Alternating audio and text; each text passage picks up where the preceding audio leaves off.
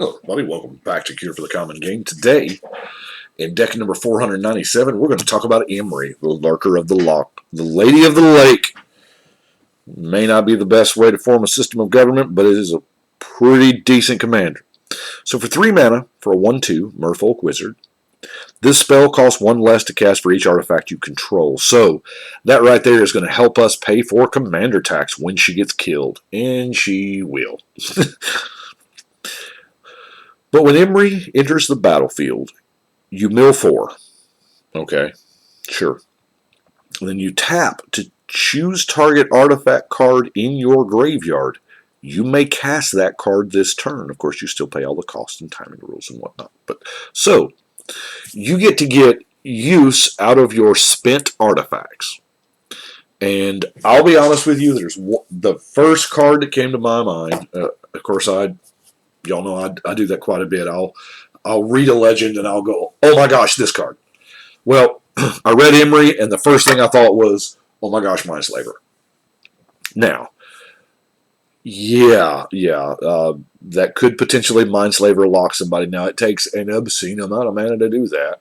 And we play a multiplayer format. So, it doesn't instantly win us the game or anything, but it does. If essentially we sit down and we're playing 2 decks, as long as that person doesn't concede. Or you could just pass it around the table. But anyway, before we get into, abusive cards like Mindslaver, let's look at our mana base. Now, obviously, we are really, really heavy on artifacts in this particular deck. So all the cards I'm about to show you right now are mana in some shape, form. We'll start with the good old reliable Soul Ring. Wayfarer's Bauble is pretty decent because it puts itself in the graveyard as a response, so we can use Emry to get it if we need to ramp out some more mana. Heraldic Banner, granted, it's going to tap for a blue, essentially. Ethereum Sculptor, I'm counting this as mana ramp because a large percentage of our deck is artifacts and therefore will get cheaper. Midnight Clock is a good mana rock that can fill your hand later. Foundry Inspector, of course, your artifacts cost 1 less. But I don't know why it has a sheep stamp on there. Y'all know it came that way. Chromatic Star. There again, it puts itself into the graveyard, kind of like the Chromatic Sphere. Of course, Silver Mirror, Cold Steel Heart, Guardian Idol. Now, Scuttlemutt. Let's look at the Dalkin Engineer. A blue mana dork. Add 2 mana of any one color. Spend this mana only to play artifacts or activated abilities. Now, there's another one from years past in Ice Age that only it tapped to produce mana to only use activated abilities of artifacts. And I was like, well, I don't want to use that because I can't cast artifacts with it. But then we have Sage of Latman. Now, this was reprinted a couple of times. To save space, you tap, sack an artifact, draw a card. So this should not be in mana ramp. This should be in card draw. Anyway. Blink Moth Urn, obviously, we're going to get a ton of mana during our main phase, pre-combat main. So, yeah, it helps everybody, but it's going to help us probably just a little more. Now, some other, let's see, we'll throw here. Turmoil's Crypt, Turmoil's Crypt, we run, we use, but if you think about it, it's reusable now. It even costs 0, so you tap your commander and you get to cast Turmoil's Crypt again and nuke somebody else's graveyard, or maybe that same player's graveyard over and over. Now, we have to get not just the cards that sacrifice themselves or place themselves in the graveyard as their ability, but we've got to get other artifacts into our graveyard. So that's where Crackling Ironworks comes in. We can sacrifice any artifact to get 2 colorless. Okay, I'm down with it.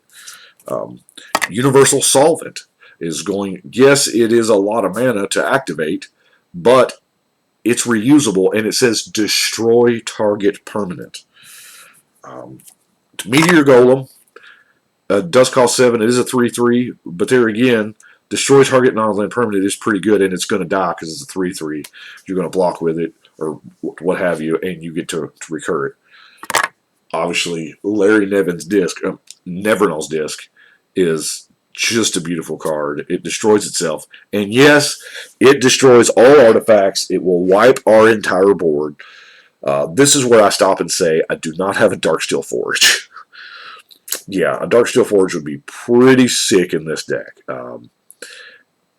It's actually really, really good with Nevernal's Disc, because then you just have 1 mana blow up the world at your fingertips all the time.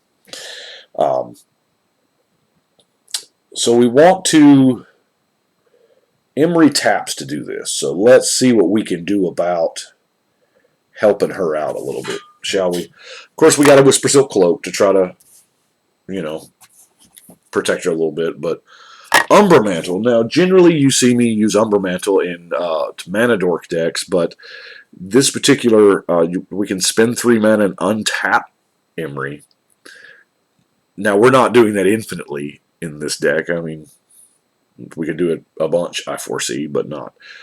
But the ability to cast several cards out of the graveyard the same turn can matter. Thornbite Staff, while not a shaman at all,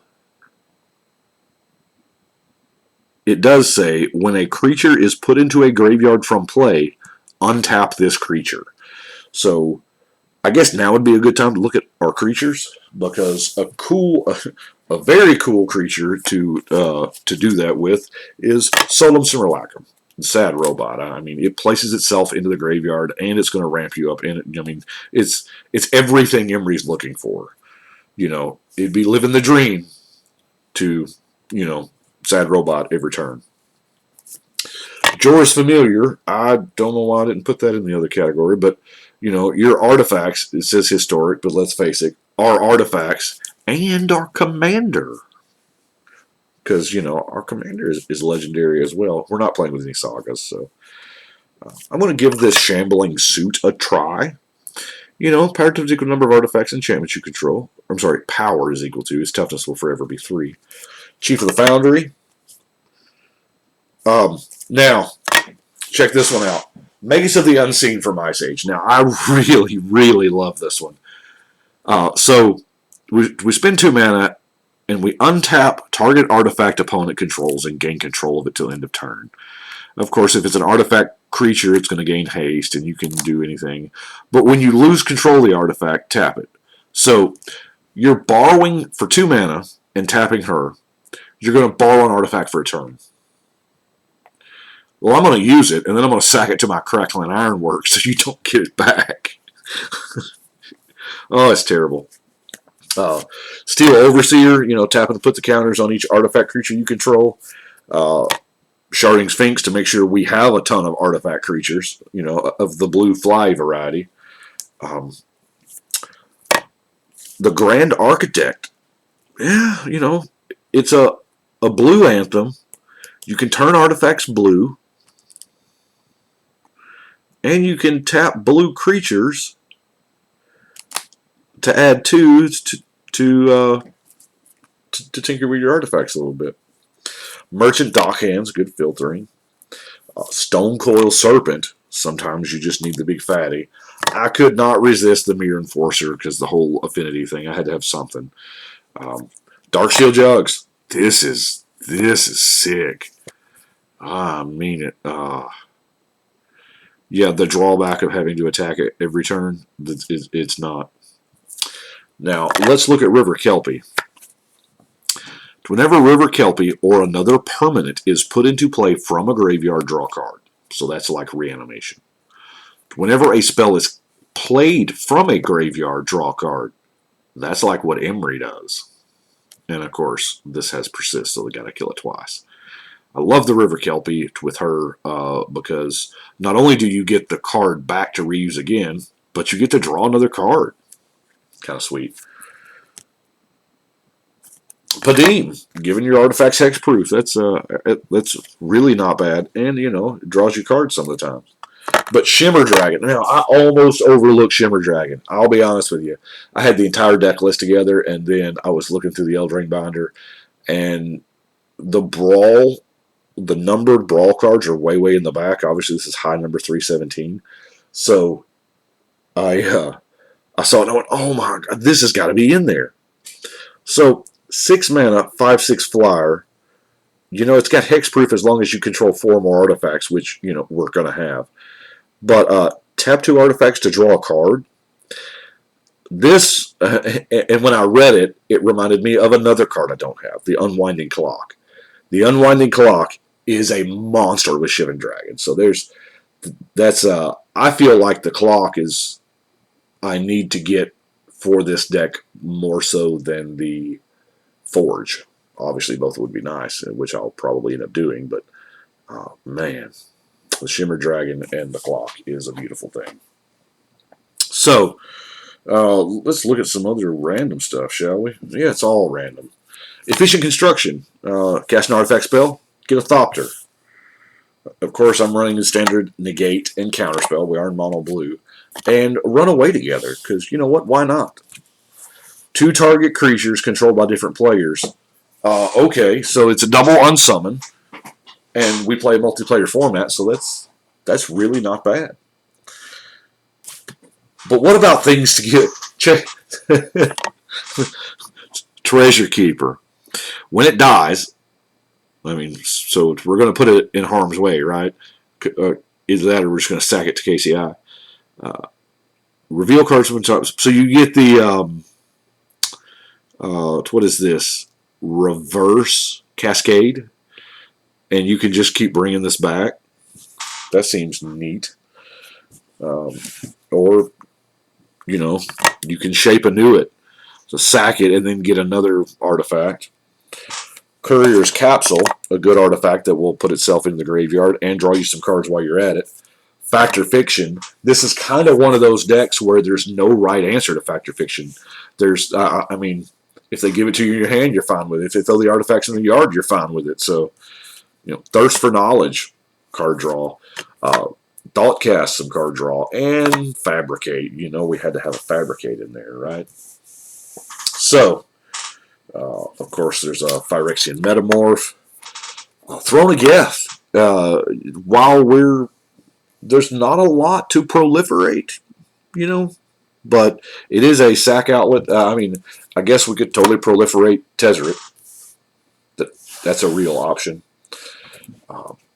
Acquire is going to go steal us an artifact. Mirror Maid's going to copy us an artifact. Yeah, it can copy an enchantment either, but it's probably going to copy an artifact, right? So we've got Voltaic Key, and for some reason they felt like they needed to make Voltaic Key better, so they made Manifold Key. So, okay. But look at that. It is like a strictly better. Is it not? Or am I missing something? It looked like that was getting kind of fuzzy there, so that's why I wanted to readjust.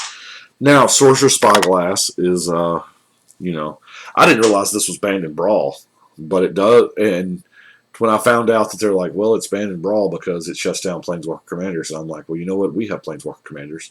There's not a whole bunch. Was there 5, 10, 12? There's 12. So, okay.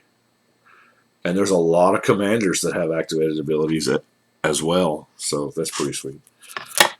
Shield of the Ages is a good artifact to have early.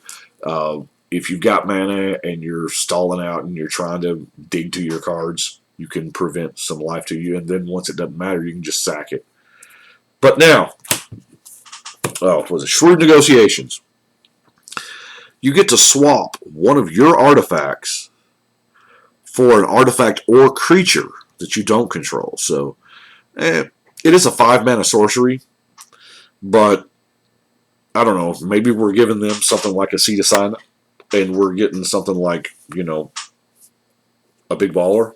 I don't know. Now, Ash Knight's Transmograte is an old favorite of mine. But you sacrifice it to turn a non-artifact creature into an artifact creature, and it gets a 1/1 counter. But more importantly, the transmograte is in the graveyard, so it is reusable. Now, you can't use it on already artifact creatures to just keep mounting up those counters.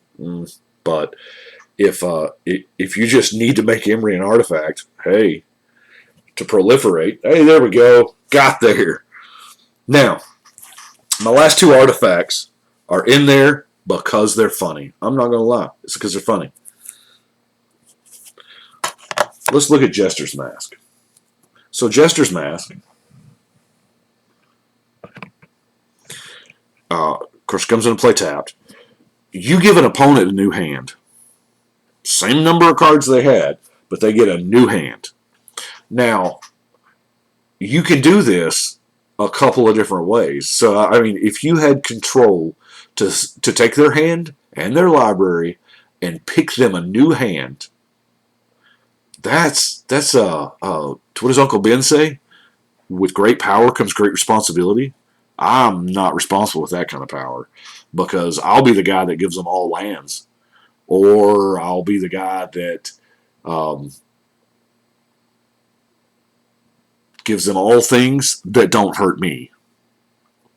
Like, I have a story about Jester's Mask. The guy that taught me how to play many, many years ago, we were playing, the new set Ice Age came out, and he used this on me. And I was playing a mono green deck. And there was 3 or 4 of us at the table. And he gives me a new hand of 2 forest and 3 stream of lives. And he looks at me and says, "Don't mess with me." Well, of course, on my turn, I play my forest, and I tap out, and I stream of life. And he plays deflection, and he says, "I'll gain that life." And he does this 3 times. But anyway, Jester's Mask, fun card. Give somebody a new hand.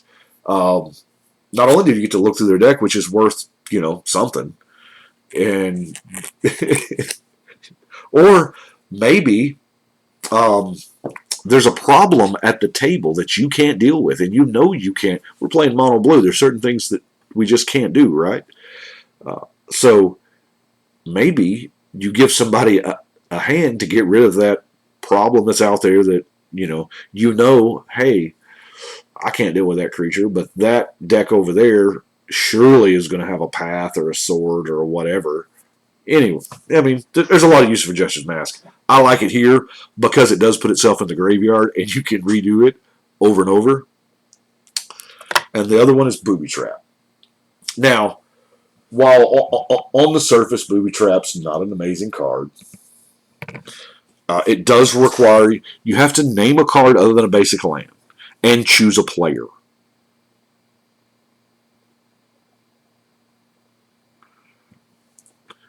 As Booby Trap, I wonder if this targets now. I don't know. It's 9th edition, so I think that is current wording. But the chosen player reveals each card they draw, and when they draw the named card, you sacrifice the trap, and boom, they take 10. Which, there are a lot of decks that, especially in green, and it used to be in blue, but where you play the top card of your library is revealed. Yeah, this could come in more useful than not. And even if you don't have that inside track on knowing what's on top of somebody's library, how often do we play with the same group of people in the same decks, and we know what's in their decks, and we know what we don't want to see. So, yeah. Let's get to our non-basic lands. Of course, we're going to have some cycling lands in Remote Owl and Desert of the Mindful. Palomar Depths, I call it Pondaland. Pondaland. Sounds like an amusement park, doesn't it? Of course, Darksteel Citadel, and our last one is Mystic Sanctuary, because it's super balling, and why not, So that is Emry. There's a ton of different ways to build Emry. I know there is. The hardcore artifact, because I know there's going to be a lot of Emrakul or not Emrakul. What am I thinking? Mendar. There's going to be some Mendar. See, I started with the snow covers. I didn't have enough snow coverage to finish it. That's why I didn't play like the Astrolabe, or Astrolabe, however you pronounce it. But I already had like 2, 3 in there, so evidently I use snow-covered islands quite a bit. So we're going to put Emry in her box. I don't think I needed any tokens for that deck, did I? I don't remember. Well, that is what we have got for... Man, I got to angle that thing up there. I really, really need to paint this. 497, done. Getting closer and closer to deck number 500. I've actually got, I don't know if you can tell, it's a good chunk of the way there. But I appreciate y'all watching. And like I said, there's anything that's blue in Artifact, there's a million different ways to build, because that's kind of been Blue's forte for, ever. But y'all let me know what you think, and maybe we can win some games with Booby Trap.